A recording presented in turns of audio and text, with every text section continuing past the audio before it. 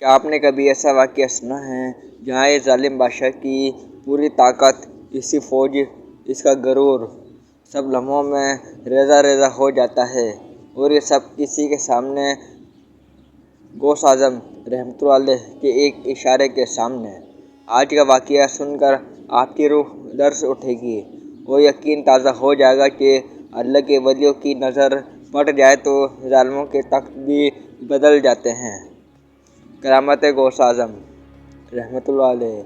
ایک مرتبہ ایک ظالم اور جابر بادشاہ نے اپنے غرور اور تکبر میں آ کر حکم دیا کہ اس شخص کو میرے سامنے لایا جائے جو غوث اعظم رحمۃ اللہ علیہ کے مرید ہونے کا دعویٰ کرتا ہے۔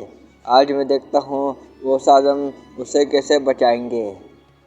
بادشاہ کے سپاہی اس غریب مرید کو کھینچتے ہوئے دربار میں لائے۔ وہ مرید بہت خوفزدہ تھا، اس کی آنکھوں سے آنسو تھے، لیکن دل میں ایک عجیب سا یقین بھی تھا کہ جب میں اپنے شیخ کے دامن میں جڑا ہوں تو کوئی میرا کچھ نہیں بگاڑ سکتا۔ بادشاہ نے غرور سے کرسی پر بیٹھ کر کہا، اگر تمہاری غوث اعظم میں طاقت ہے تو خود آ کر تمہیں بچائیں۔ یہ کہہ کر اس نے سپاہیوں کو حکم دیا کہ اس مرید کو مار ڈالو۔ جیسے ہی سپاہی آگے بڑھے، اچانک پورے دربار میں لرز کی سی کیفیت پیدا ہو گئی۔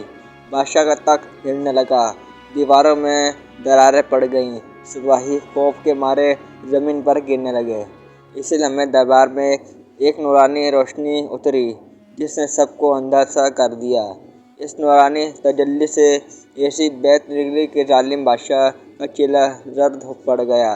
ایک آواز آئی، جس کو ہمارا مرید کہا جاتا ہے، اس پر ہاتھ اٹھانے کی جسارت کیسے کی؟ اللہ اپنے دوستوں کی عزت خود محفوظ رکھتا ہے۔ بادشاہ خوف سے کانپنے لگا، اس کے کپڑے بھیگ گئے، زبان لڑکھڑانے لگی اور وہ فوراً مرید کے قدموں میں گر پڑا۔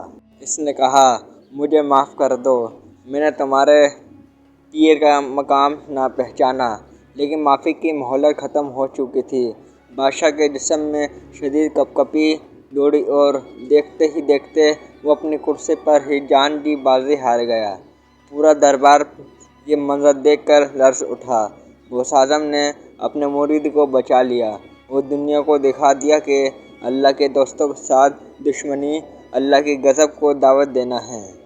یہ واقعہ ہمیں سکھاتا ہے کہ اللہ کے ولیوں کی توہین انسان کو بربادی کی طرف لے جاتی ہے۔